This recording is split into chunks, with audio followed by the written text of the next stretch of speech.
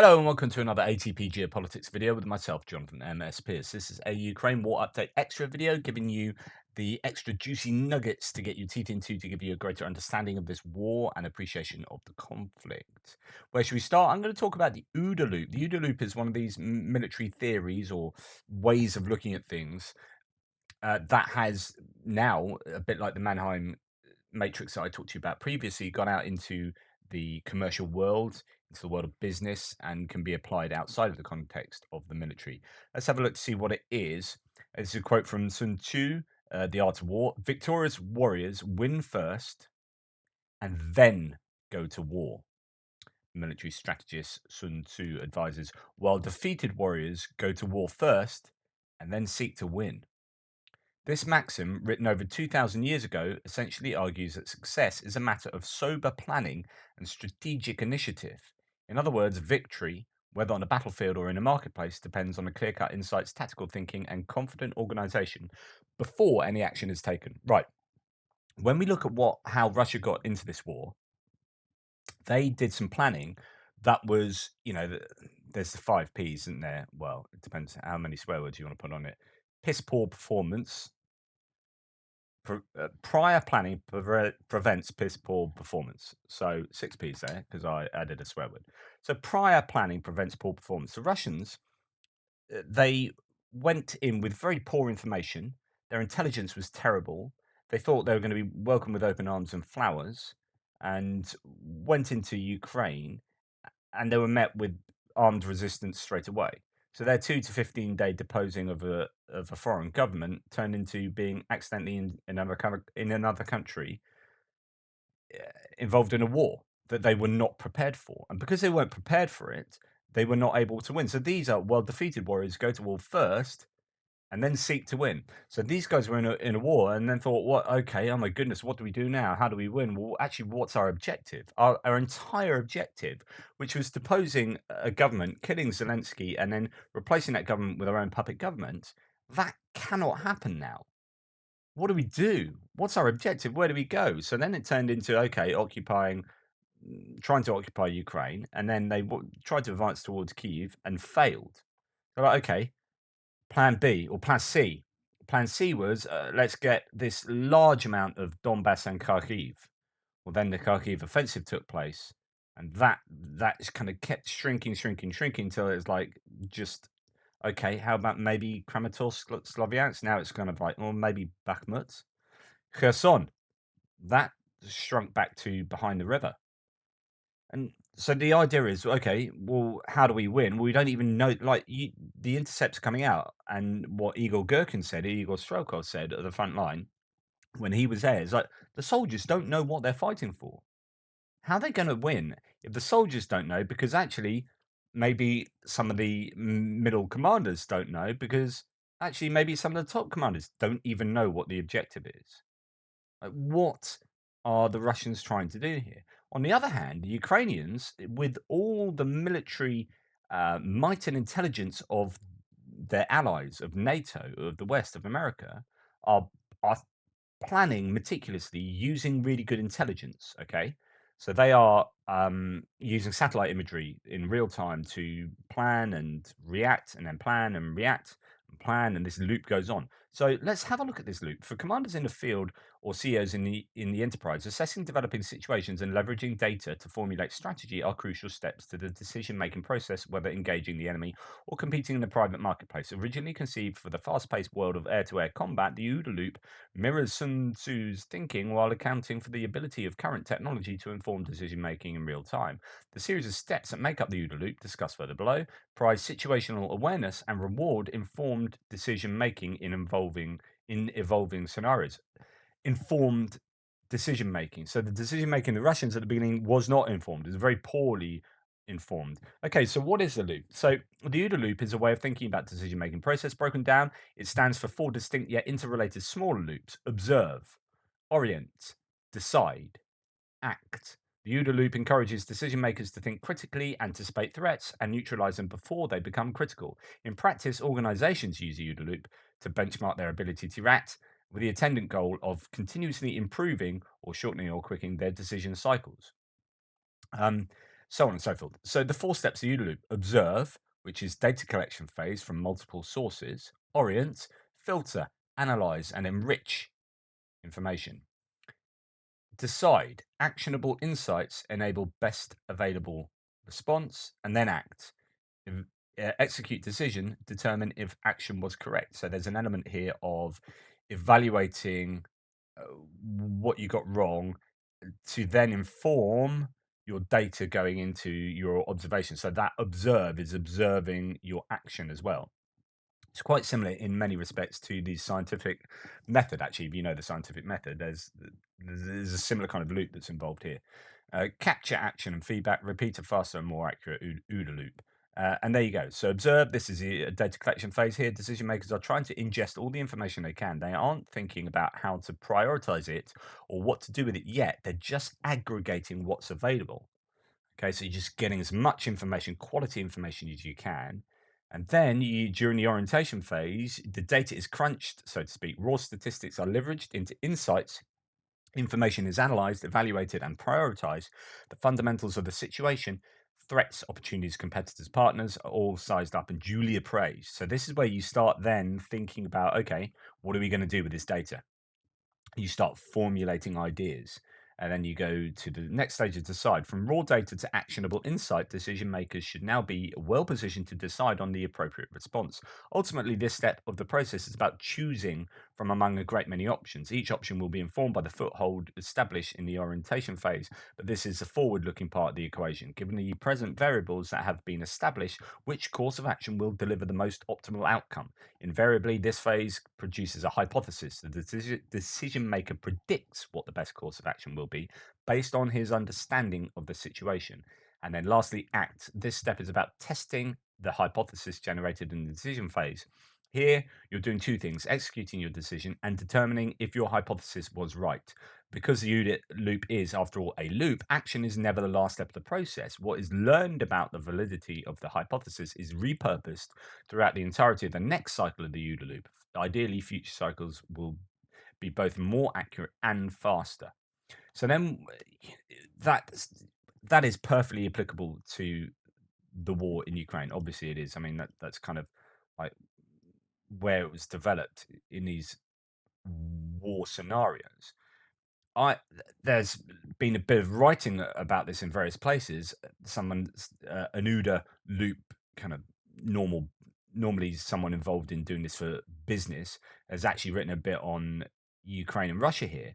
And there's just quite an interesting um, infographic or flowchart that they've produced, which is, I don't know, worth dwelling on for a bit maybe. So the Russian soldiers arrive in Ukraine, okay? But these Russian soldiers are actually, and their commanders, are doing that on the basis of the Russian leader's false narrative. They're going for peacekeeping. They're only fighting the military. They have massive local support. You're going in with open arms. You're going in and you will be received with open arms and flowers. People will love you there. You're going in to keep the peace and just get rid of that horrible Nazi government. All this kind of stuff. Of course, that's a completely false narrative. So the Russian soldiers then go in and arrive there, and then they get this scenario where they've got false information that it comes up against the ground truth reality. So first of all, they are fighting this war rather than peacekeeping, rather than the special military operation. This is a war. They're in trenches. They're blowing each other up. They are attacking civilians. They're seeing some of their, um, colleagues shooting civilians in the back of the head. They're torturing people. They're doing all this kind of stuff. The people there hate them. The civilians are, rising up in resistance. There is a popular resistance to them, so they're not being welcomed with open arms. Okay, as well as that, they have this social media open source information that is hitting them as well. So these guys have all got mobile phones, right? So they're able to access open source intelligence, so they can see videos showing the true events that are taking place. And this is also for the Russian public, perhaps. And this is something we'll talk about. Social media influencers are telling them stuff, and they are getting this information. Now, some of that will support the Russian leaders' narratives, and so there's going to be this information space that is its own battlefield, right? And they are going to have to try and assess truth from um, well, disinformation. And what happens is, as they are fighting, they're getting killed, they're getting wounded with no medical support, they're surrendering, they're going AWOL, and they're abandoning their equipment, which means that they are suffering disproportionate losses. Now, what happens with this information? Well, some of them end up rioting, possibly having mutiny, you get a loss of military leadership, soldiers are being summarily executed, officers being arrested, all that kind of stuff, human rights abuses, condemnation. So they're seeing on the social media that actually some of their own people are doing human rights abuses. And there is also Ukrainian battlefield success to throw into that, which gives these losses. But there's an interesting thing that happens here. So that doesn't originally that wasn't necessarily getting back to the Russian leaders at the beginning. So there was this idea at the beginning that actually Putin and some of the commanders just weren't getting, and we talked about Vranyo before, this idea that uh, disinformation goes up the chain as reports are filed and are either false or exaggerated. So, but then there's this culture of Vranyo. So I give you my boss a report saying that we've gone and done this. I know it's fake. You know it's fake. You know that I know it's fake, and you know that I know that you know it's fake. But we're still going to go through this anyway. So I give you this report, you take on a report, and it goes up and up and up the chain, and decisions get made that are essentially based on poor information. So if you're going back to the original OODA loop, you're going to get bad decisions being made because of the observation and orientation is all wrong. Okay, so what happens is this takes place, but there's still this issue with getting decent information back to the Russian leadership. And so they continue making bad decisions. Well, actually, throughout the war, we have seen them begin to make marginally better decisions in some of these strategies and tactics they are employing. But it's kind of too late. Apparently, Putin now has much better, more accurate information than he did at the beginning of the war. I mean, goodness me, you're one decision maker needs to have the greatest of information, yet he had very poor information, and that's what's going to happen in some kind of dictatorship where people are afraid to give you the raw truth if it's uncomfortable. So you don't get given uncomfortable truths. You think everything's hunky dory. Ukraine are going to love us because that's what I'm being told, because no one wants to tell me otherwise, and it all goes wrong. So what Russia need to do is break out of this so that they are getting good quality, truthful information, and that gets fed back into Russian leaders' knowledge base, so that they are not presenting a false narrative. Because if you present false, you're going to get found out if you present a false narrative eventually. So there's going to be this scenario where false information is met with ground truth reality.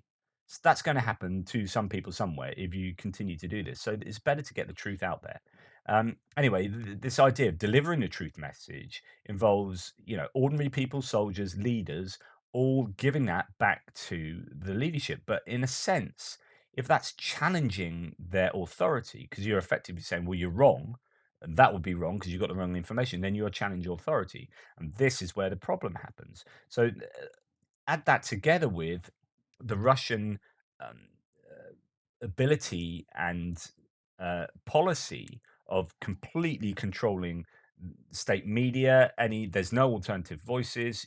People can't go and look on the internet without getting a VPN, and even that's deemed as kind of like not legal or whatever. You are controlling the information very tightly, and that leads into this whole kind of bad application of OODA, because there's just a fundamental lack of truth with pretty much everyone involved in this whole process. So anyway, that's a UWU loop. That's how I see it as applied to the Russians, and to the Ukrainians. Hopefully, they are being able to make decent decisions based on much better quality information in real time, and they have really good decision makers involved in that. Anyway, there you go. I talked to you earlier about Bakhmut struggling, Solidar struggling. Well, here's just a short video of supposedly evacuation of people in the Bakhmut. It's amazing to think that people still live in this kind of environment. You can hear all the sounds of the artillery there, of warfare, and that small arms fire as well. things are not good in Bakhmut. I wonder whether we'll have street-to-street fighting at some point soon. And the evacuation here turns to something a little bit more than evacuation.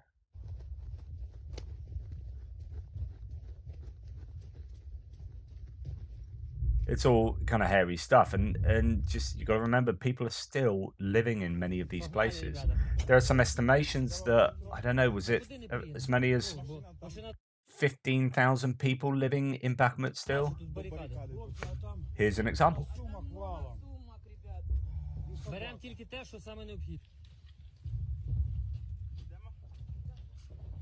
What are you still doing here? And I know there are active groups, I think, working to help get people out of Bakhmut still, like humanitarian groups. This concerns the announcement of the ceasefire that Putin delivered. And Rybar, who is obviously pro-Russian, they're a Russian source. They are actually kind of, some people saying that they've got at least, it appears, FSB involvement with Rybar. But they can occasionally be critical as well. And here's one example. The decision is outright insanity. Decision to have a truce, a Christmas truce. Purely declarative in nature, it is hard to imagine that it will actually be observed by the fighters and especially by the Ukrainian army, which does not need such tricks at all. Today, a Christmas ceasefire was mentioned by Patriot Kirill, and in his phone call to Putin, Erdogan also asked for a unilateral ceasefire. At best, this decision will lead to nothing real. It will only give a reason to rant in the news, and at worst, the enemy will only increase its firepower amid the inaction of our troops. That's our 2 cents. So there you go. Rebar's saying that is bad news. I don't know if any of you, well, some of you would have done, seen the Hunger Games films and the way that they portray the capital in the Hunger Games. The kind of televised stuff that goes around showing the Hunger Games on TV, and then the parties they have in the Capitol, and the sorts of stuff that goes on. This guy says this whole video is giving me the Capitol in Hunger Games vibes, but how in the way that everyone is dressed, the speeches, the hair, the cinematography, it's freaky cinematography. This is well worth watching. I'm not going to show you it all, but my goodness, the New Year's celebrations on Russian TV are insane, absolutely insane. But I'll just show you a little bit here. There's a few clips.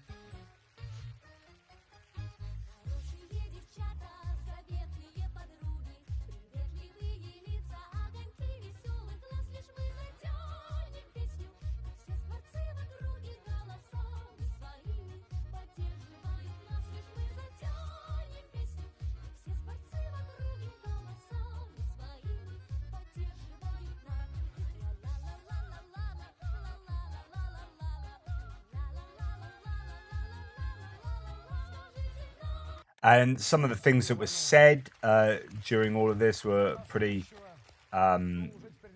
dubious. Lots of military. I mean, it's all about the military. You got people saying overtly militaristic stuff. This is like the sort of thing you would expect in North Korea for some kind of televised New Year things. Yeah. Anyway,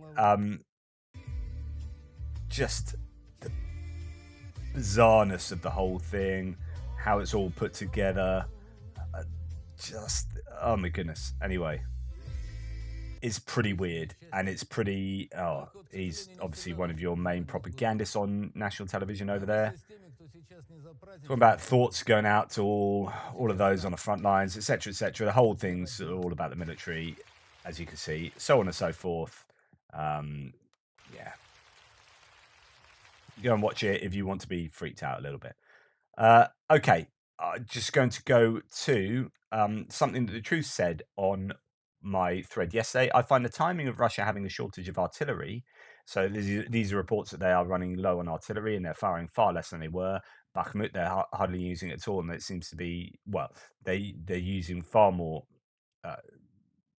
troops than artillery, if you like. They're depending on waves of humans rather than using mechanized equipment and artillery, and Western armor being sent. Very interesting. It will be a lot easier to break through the front when not constantly under artillery fire.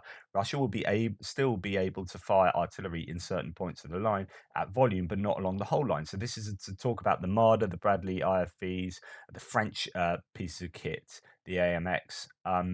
Ukraine only needs to find one gap to push right through with these vehicles, and they are away. Of course, landmines and ATGMs will be an issue, but who knows how many of these Russia have left. So the time to do quick attacking is now. I mean, the question is how quickly can all of that equipment that's been talked about over the last 24 hours get across to Ukraine? How quickly can they get logistics and maintenance routes sorted? And how quickly can they train Ukrainians, both in the use of that, but also in maintaining them? So, yeah, artillery usage going down is a good sign for Ukraine, and that's kind of when they want to attack.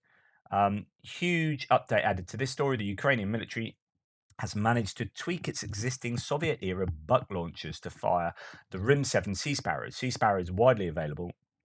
This guarantees a reliable supply of ammo for bucks. So Sea Sparrow is a surface-to-air missile that's was predominantly developed for use on naval vessels to take out air targets.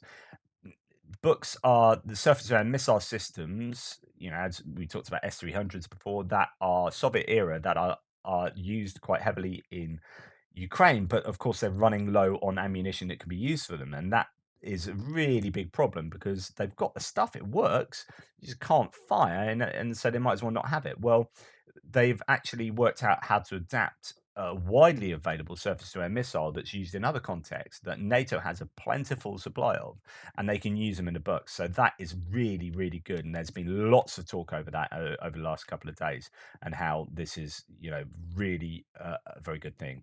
And that I think is a book there. So look at that big piece of kit. So those are pretty big missiles. Um, so a really good thread here or a couple of really good threads actually on the equipment that's being sent out or being promised to Ukraine, the Marders, the Bradleys, the MX-10 RCRs. So Germany is going to give them Ukraine Marders, which are 1990s tech. Merkel didn't upgrade enough of them. She only upgraded a few of them, so this guy says. And something I dislike about the Marder is that the vehicle commander has to get out the turret to fire the Milan anti-tank guided missile. So that's where the Bradleys had tows on top, these have Milans, which is the same sort of thing. But the commander has to get out. But the Marder 1A3 is a very useful system because it has better optics and comms than most IFVs, infantry fighting vehicles, Ukraine has now. And so the Marders are going to kill lots and lots of Russian infantry, so he says. The Ukrainians will most likely get M2A2 ODS Bradleys, which aren't the most modern variants, but even the M2A2 ODS is already a league above the Marder, thanks to better optics, better caliber gun, and much more powerful tow anti-tank guided missiles. So the missiles there, similar sorts of things, but just better. The Bradleys will destroy all Russian armor they encounter. France were very confident here, but these are better pieces of kit than the stuff they'll be fighting against. France will likely deliver up-armored AMX-10 RCR, which are excellent fire support, ambush reconnaissance vehicles, and ideal to take out the small concrete bunkers Russia's been placing all over the front. Bradley Marder AMX were designed during the Cold War to destroy Soviet armor. Already back then, they were better than anything the Soviets had. Since then, all three have become even deadlier, while Russian armor is still the same crap it was in the 1970s. I think the news that Putin will do another mobilization is what broke the dam. Next, we will see Italy send Centauro, Sweden send CV90s, and the UK send Challenger 2, and then Leopards and Abrams. I'm going to go on to talk about Leopards now. It took almost a year, but finally Ukraine gets most of the tools needed to win. And I dipped into this thread in my update earlier, but this is looking at the Leopard 2s in particular. So for a month now, Free the Leopards is a popular chant in the social networks. People demand, especially from Germany, to, quote, finally take the foot from the brake and send the Leopards. As a Panzer Grenadier veteran and member of the OSINT community, I want to give some insights. So he answers all the questions, how many there are the stored Leopard 1s any good? what does Ukraine actually want, and what could be sent, and are Germany blocking Leopards being sent from other people? I'm not going to read all of this out because there's quite a lot of technical stuff in here, but broadly speaking, it says that there's about 300 odd. 266 Leopard 2s that the Germans presently use from 2,125 in 1990. They sold most of them off, and they're going to actually bring back into service some of those in storage to bring it up to 328. Rheinmetall, which is a German defense company, offered Ukraine 88 stored Leopard 1 tanks. And he doesn't quite know why it wasn't agreed upon. But the Leopard ones are not really fit for purpose. So Leopard ones were designed to fight against, T-55s, T-62s, but then the T-72s came along, and so they had to develop the Leopard 2. And it talks about, what the Leopard 2 is good at, what the Leopard 1 struggles with, and yada yada yada. I used to play War of Tanks, and that's a Jackson. I used to, yeah. Anyway, that's boring. So Leopard ones are not really a great idea. So he goes on to think about Leopard twos. He talks about Ukraine formerly having 2.2 thousand main battle tanks, and that's because they had a lot of factories, defense factories, actually making stuff even in the Soviet era. So they had been left over with quite a number of tanks. So roughly 1,800 were updated since 1989. They've lost a bare minimum, an absolute minimum of 550, and they have captured an absolute minimum of 534. So they're broadly about where they were. However, is some of those might still be in repair. So 2,184 main battle tanks should still be available or in repair to Ukraine. So they've actually got a fair number of tanks. Obviously, Russia supposedly have a shed load themselves. So whilst the ambassador of Ukraine made this fun little Christmas wish list video lately, including Leopard 2 A6s, it isn't necessarily the best choice for its military, according to an interview with an officer. Um, so what do they actually ask for then in terms of main battle tanks? According to an interview with a Ukrainian officer, they are asking for systems they are familiar with, both in maintenance and tactical operation. And he goes on to give the citation of that. But how many? So these are basically your T tanks. Ukraine. Everyone talks about, oh, Germany give Leopard twos, America give Abrams, and the question is, why haven't America and Germany given those tanks? Is it because they don't want to give those tanks? Because they don't want that technology to be exploited, or X, Y, and Z. Are they being difficult here? No, the argument this guy is saying is actually Ukraine don't want those tanks. Everyone talks about Abrams being a game changer and Leopards being a game changer, but they will present a whole load of problems for the Ukrainians.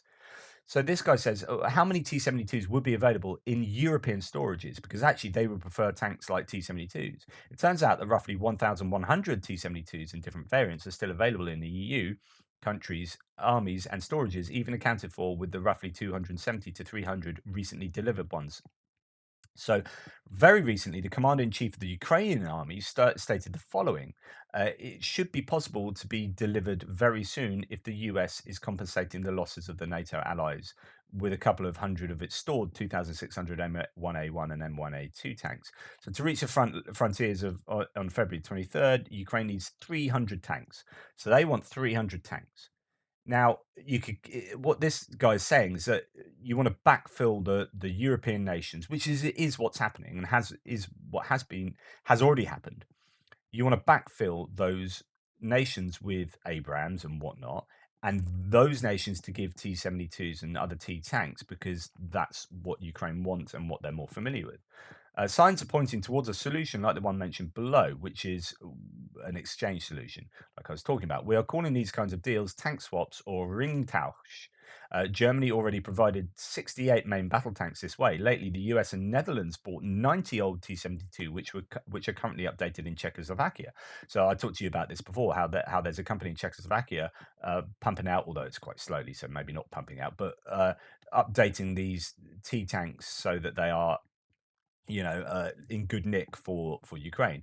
Deliveries of Eastern-style MBTs, main battle tanks, and of course other vehicles and weapons Ukraine already uses, offer a fast integration into an existing force structure and logistical system without sourcing for parts and ammunition which are not available in a short manner.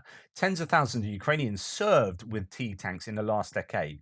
So all the reservists, all the people that have gone through different mobilizations or conscriptions or whatever through the Ukrainian army, which is a lot of people, have used these T tanks rather than Abrams and Leopards. Learning new systems, especially for technicians, takes many valuable months, even years. While it might be an option to send vehicles back to repair, like the Panzerhaubitze 2000, it complicates everything. And he talks about the difficulty. So Germany tried to set up a Panzerhaubitze 2000 repair place in Poland, but Poland blocked it. So then they've got one in Lithuania.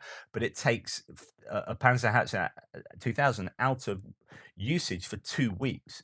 So if you're going to do that with Abrams and Leopards and have to send them back to Germany to get them fixed, then that's a logistical nightmare. Whereas if you've got a T-72 that breaks down, you can fix it either on the front line or like a couple of 100 kilometers behind it. It's not that big a problem. Uh, so this is really attractive for the Ukrainians to get tanks that they're already used to using. Um, a, an in-country repair usually happens less than 200 kilometers away from the front lines. Transport takes maybe 4 hours in some. Over a year, the time saved due to maximize availability and therefore lives saved amounts to weeks with a whole fleet of vehicles. Super, super important. Um, so he's basically saying, and he gives lots of numbers, and I showed you the NATO stuff that he goes on to talk about, says that really what Ukraine need are the tanks from Europe, the T tanks that they're already used to using. Um, Poland announced it would send 230 to 250 MBTs if they could get the tanks from Germany to replace them. So that's the kind of thing that you want happening, as according to him. So it goes to show the basic principles at play behind NATO support for our friends in Ukraine. Um, NATO is coordinating all this with the US, no doubt at the helm, but NATO are uh, there's a lot of planning. It's not like, as I said earlier, it's not like one country unilaterally saying we're going to give you a bunch of stuff. There you go. Okay, we're going to have to sort out the logistics and the maintenance and blah blah blah. It's getting together and sorting this out in a long-term sustainable way so that Ukraine gets what it needs and what it can use effectively and quickly. And that takes an awful lot of planning. But the reason why they haven't been given Leopards isn't because Germany's being difficult. It's because actually, A, it's arguably not what they want, and B, is even if they got Leopards, it would there would be more of a problem than there would be an advantage, arguably. So anyway, there you go. And talking about sort of weapons and getting hold of weapons, I'm not going to go through this video. I'm not even going to do anything other than reference it. Check this out. This is Visual Politic, and it's a really good video to show the importance of South Korea in the military industrial complex of the world, if you like. They are, I think they moved to eighth now in the world for export, military export. They can provide stuff that's as good as the German stuff, but for half the price because they build it at scale because they're involved in North Korea with a war the whole time. They're on tenterhooks the whole time, so they churn through a load of stuff and they're designing and building whole load. Whereas Germany's not been involved for a war for a very long time, and therefore when they're building their stuff it may be good but they're not building an awful lot of it, and so it becomes very expensive. South Korea can churn these out at literally half the price for the same amount of stuff, so for the same kind of stuff. Anyway, what the video says is that South Korea is absolutely integral for maybe backfilling other nations so that they can give. So it turns out that Poland are giving loads of AHS crabs, and they are made, I think, in collaboration with South Korea. But Poland are getting a whole load of stuff, and they're getting them within like 2 years, like a shed load of stuff. Latest 2025, I think. But they're getting it much quicker than they get it from any other nation or any other company, because the South Koreans are able to scale these productions up, and that then helps Ukraine. Like if even if Ukraine aren't getting South Korean material from South Korea, they are benefiting from the South Korean military defense environment. So anyway, there you go. Thank you for that. That's probably enough from me. You've heard enough from me as ever. I will release the second half to what I did yesterday because I just got a bunch of content I've gone through. It's not a lot, but I'll release that as a second one maybe later. Just you can watch it if you want. Whatever, it's there. But thank you so much for your support. Please like, subscribe, and share. And I will be back for another Frontline update tomorrow morning. Toodle pips.